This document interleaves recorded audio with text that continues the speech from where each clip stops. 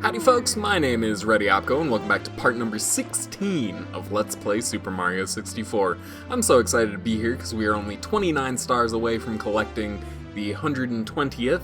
But again, odd way of phrasing things, but we're going to get moving on to course number 12 here. Right here in the brand new painting is Tall Tall Mountain. We've got the very first power star, Scale the Mountain. So, I've heard a number of things about Tall Tall Mountain before. It was an odd way to tone that phrasing.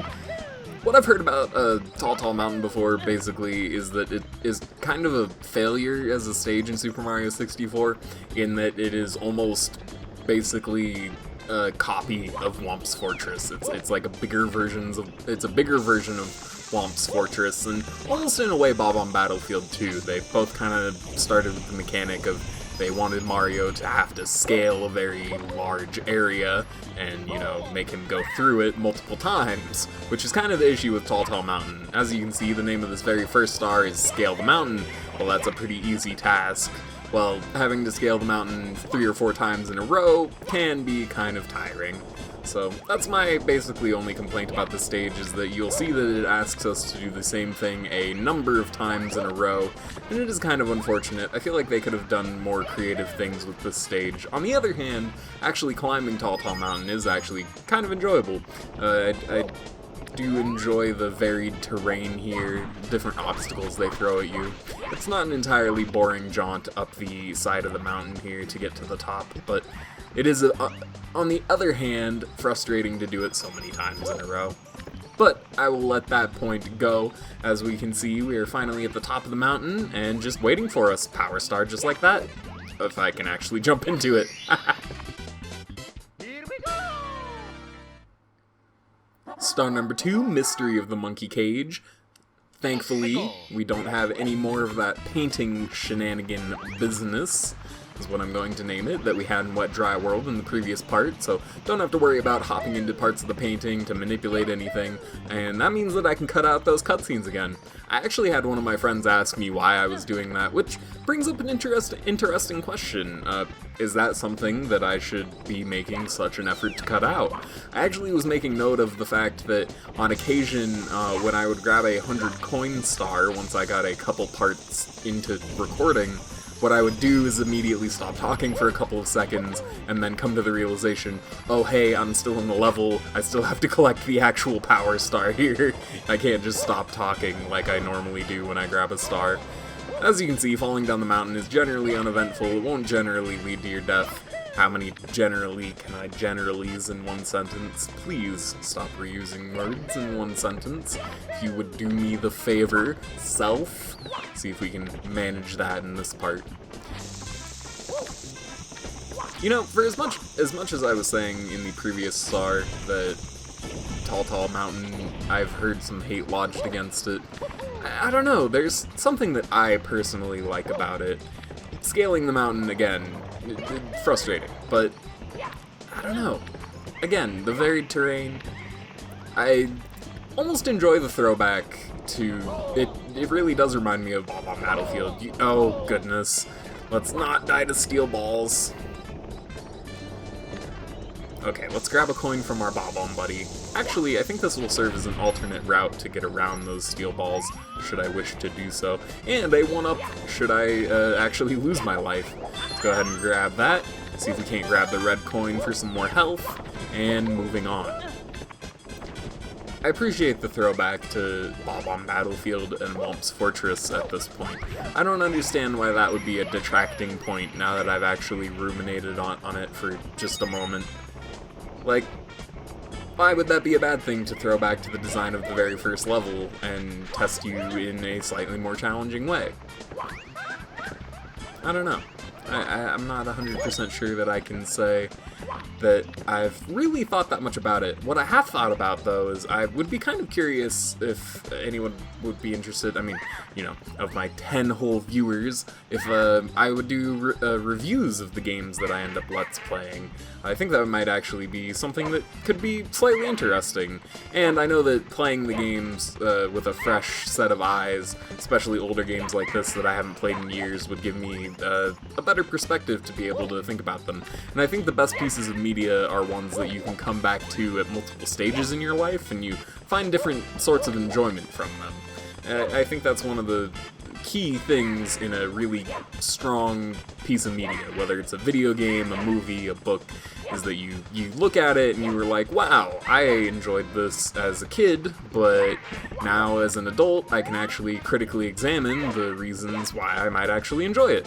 And it's a really cool experience that I'm basically, I'm getting to that period in my life where I almost feel old enough to be able to look back at myself and reflect and grow.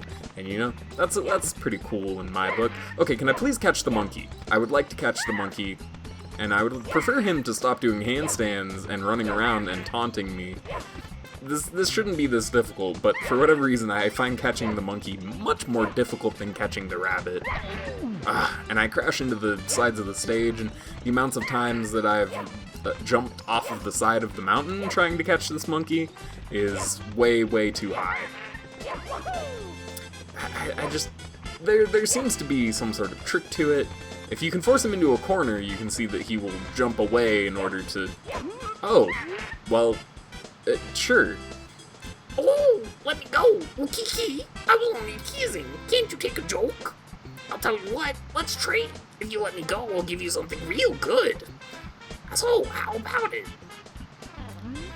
I'm sorry that I had to subject you to that, but it seems like he's going to give us something good for freeing him, and I can't imagine that it would be anything else but the star that this stage is named after, so you have to wait very, very long time, or as a modern game would put it, you just gotta walk along with your NPC while they're spitting dialogue at you.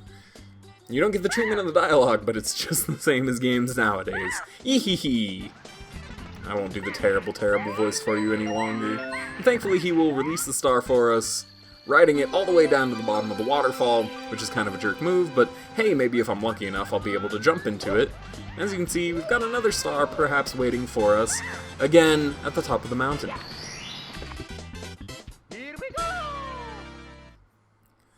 Star number 3, Scary Shrooms Red Coins, is going to lead us into our next death montage, I think is probably what I'm going to end up editing together when I... What? Dude, this game sometimes, actually this game, it's like, it's almost like it's the very first time that this company was working with a 3D engine or something, because weird things happen to me all the time. I don't remember this game ever having so many weird things like that happen. Like what happened in the Dire Dire Docks stage, like, just very mysterious happenings that are occurring because of this game's weird physics. I'm not 100% sure what else could possibly explain why it acts the way that it does, but seriously, I've had so many goofy things happen to me that I never experienced playing this game growing up. As I was talking about on one of my attempts in this very same area, where we have 4 of our 8 red coins conveniently packed on top of these toadstools, it's going to be a little tricky to collect them, especially that smaller one over there, but I think we'll be able to do it. What I was talking about when I was going through this area on a previous attempt was, I hope people find it as enjoyable to hear my experiences of playing the game as a younger version of me, as I enjoy talking about them. I know that there are some people that, probably don't care for that sort of thing. They would rather, I don't know, perhaps hear about the history of the game, or, I don't know, even maybe a person's day at work. I know that there are certainly Let's Players that I enjoy for that aspect of their body of work, is that they just kind of talk about their regular daily happenings, and that sort of thing is enjoyable from a certain aspect, but yeah, I hope that you guys get a sort of a kick of me sharing my experiences, especially because, man, I realize now, reflecting, as I was mentioning before, being able to look back and grow as a person, it's like, I'm so glad that I'm actually able to play video games at a decent level nowadays. I don't have to struggle at minor tasks. Well, clearly I still do, because I was struggling to latch onto these vines here, but see if we can do this a little bit better, because we still need one more of the red coins. It's going to be up... Please. Mario 64 is an absolute bonkers game that I think you need to experience for yourself, is the takeaway that I'm getting from all of these wacky things, because no way could words possibly do justice just how somehow mysteriously broken the game is. So we've got our 8th red coin there, and our Power Star as a reward for doing so. However, what we're going to do is take a small detour to a little bit further in the stage. You go to Cloud Buddy here, got a line of 5 coins here, and a mysterious shimmering in the side of the mountain. What could this possibly be? Why, it's another one of the secret slides, hidden in the side of Tall Tall Mountain. Who possibly could have guessed that this would be here? Well, I mean, yeah, I knew it all along, haha. I tricked you.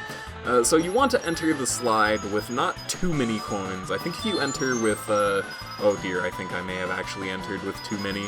However, we should still be able to get coins outside of the slide, so if I keep a close eye on the number that I actually have, is make sure it doesn't actually reach 100, and we should be perfectly fine.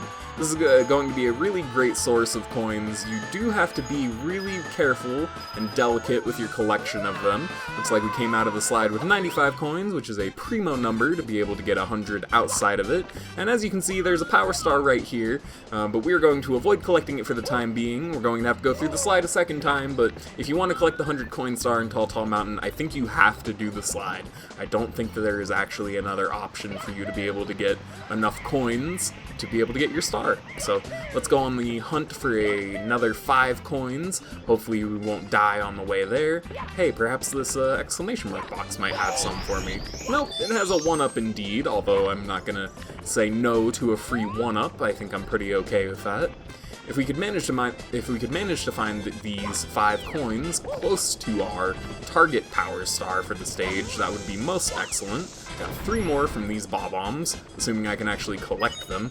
Actually, no, ignore the bob-ombs, because right up ahead is one of these Chuckya enemies that, as I displayed before, gives you 5 coins, or even alternatively, this line of coins, which makes things even easier on us. Let's go ahead and grab the star. Not fall off the stage, please. Easy pickings indeed, although I'd say that even though this was my 3rd attempt of trying to get this star. One of them ended extremely sadly, is that I just managed to fail this jump over to the star here. It was really embarrassing, but here we go. 2 Power Stars into our collection.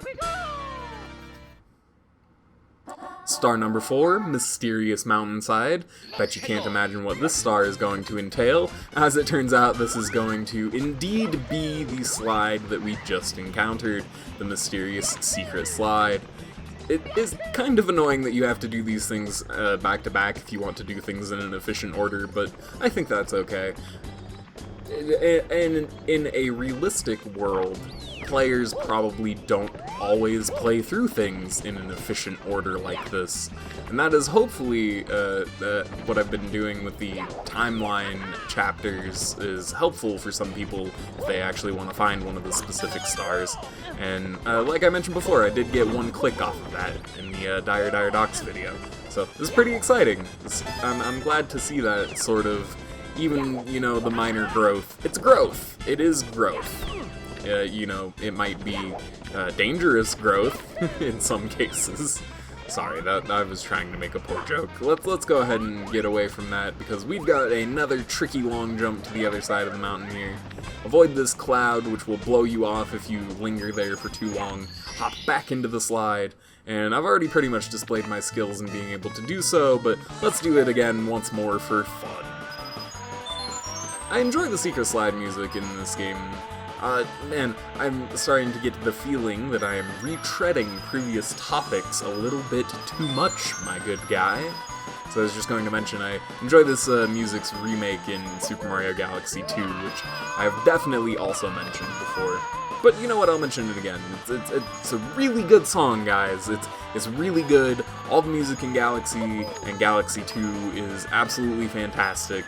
You can even look up a YouTube video of Miyamoto in the recording studio, like, listening to the orchestra play it and being like, yeah, this is gonna be good. Star number 5, Breathtaking View from the Bridge, is once again going to lead us to the top of the mountain. I'm starting to understand why that reviewer mentioned that specific grievance with Tall Mountain, because yeah, taking the same path multiple times in a row does kind of get whack. Especially if you're doing things in order and you're just coming off of Snowman's Land and Wet Dry World, both of which have pretty open-ended level design, which don't involve taking the same path multiple times in a row.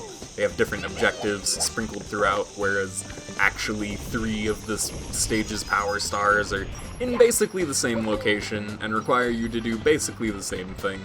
And I guess you could technically say the same of doing the slide and the 100 coin star. It's basically the same thing. If you do it in the order listed on the level select screen, you do end up doing the slide actually twice in a row. So I kind of get the frustration now. That said, I'm gonna stick with Tall Mountain is my boy. TTM full life. TTM gang. Shoot to the toadstool full life. Yeah, that's what I'm gonna go with. I'm a rep Tall Mountain forever. Favorite stage in 64. Actually, if I had to think about it, what is my favorite stage in 64? I think it's gotta be one that is still coming up. And there's only so many of those left, so I will leave that until we actually get to that point to reveal what it is. But yeah, I think if I think about it, that definitely has to be it. The next 3 stages have some really cool mechanics in them, although I should say the next 2 stages, realistically, but possibly the next 3 stages are going to involve me falling from catastrophic heights, just like that, and probably involving a lot more death than just there. That let me fall into water and is going to let me climb the mountain again. However, my excursions in the forthcoming stages are going to be really, really bad, probably. 13 is not so bad.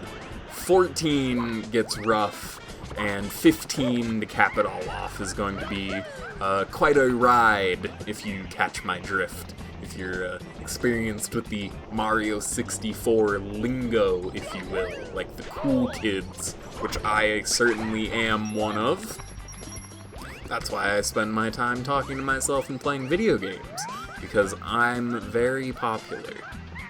Okay, let's not biff the long jump this time. Getting the star is genuinely very tricky. I think an easier place to do it from might perhaps be right here. No, you really got it. You gotta commit to the long jump. You can't hold back on it. See, I was holding back on my direction because I was worried that I would bonk. Nope, don't swim off the waterfall. I don't know why that is what my brain was telling me to do. I was just like, yeah, swim to the edge here. It'll be perfectly fine. You'll be able to advance back onto your route just like you were before. Alas, that is not what I am able to do. Oh, man. Do an actual long jump instead of some ground pounds, why don't you? See if we can't make it back up to the breathtaking view from the bridge, which is really taking Mario's breath away, if you can't tell, considering how many times he's fallen about 100 feet trying to grab the star. This is one of the trickier ones that I remember trying to grab as younger me. It was just such a challenge to be able to long jump into this little alcove here, and I'm finding that, right now it's proving to be a similar challenge. It is not an easy star to grab. Okay. No! Come on! Okay, I'll need you back up at the top for this and probably more attempts. Wow, that really would have let me fall off the stage. He lines it up. He stands from center field. He goes for it! Attempt number 45. We can get it this time, boys. Oh! By grabbing the ledge, he manages to secure the breathtaking star. Star number 6, Blast to the Lonely Mushroom, the final star in Tall Tall Mountain. It's causing me so much trouble that Mario lost his hat. That's actually how much trouble I'm having getting to this stupid star. You can even see it every time you start the level. You have to walk past it an entire 6 times before you're told to collect it by the game, and yet, I simply cannot get over to the Lonely Mushroom. And, like I said, in doing so, I've managed to lose my hat. And I looked up online, so what I managed to do is if you climb the mountain high enough, you come across that cloud. Well, if you actually get hit by the cloud, he will blow your hat off, and Monkey Friend over here will have it. Oh no. Means I have to catch the monkey again. That means I have to catch the monkey again! No! No. Okay, let's get the Shy Guy out of here before he hits me and deals a bazillion damage since I don't have my cap on. And let's see if I can grab this monkey. Maybe I can sneak up on him like the other one. Please let me catch the monkey. I don't want to be stuck here forever. Okay, thank you. You can kind of sneak up on them. That's really interesting. Yeah, please give me my hat back. I don't even care what you have to say. I just want the hat, man. And for our efforts, there's the pink bob-omb buddy. I've already talked to him in a previous death run, so I'm not going to do it again. The cannon is already open. I just wanted to grab my cap back, and it gives a convenient excuse to point out where the actual bob-omb buddy is. Now, the actual challenging part. Oh, that ground pound with the bob-omb? That was very interesting, I think, because I think that's what happened, at least. So, get to the 8 red coin star thing. I'm not sure what to call this. Star shadow, if you will. And then do a precise long jump over here, and this will enable us to get over to the cannon, and hopefully be able to blast to the Lonely Mushroom without too much issue. I'm actually scared of this, because I've never done this way. You can jump off the top of the mountain to grab the star if you want to be unconventional about it, but I'm actually going to do it the way the game tells me, because I've never done it this particular way. Let's see. Alright, pray for me, pray for me, pray for me. I do not want to miss this shot. Please work. Nope, that's too low. That's too low! Okay, I managed to make it back to the cannon for a second attempt. Please make it this time. Just gotta aim a little more in the air direction, you know? Maybe get the mushroom at the very bottom of the circle. Yep, that seems like a perfect shot.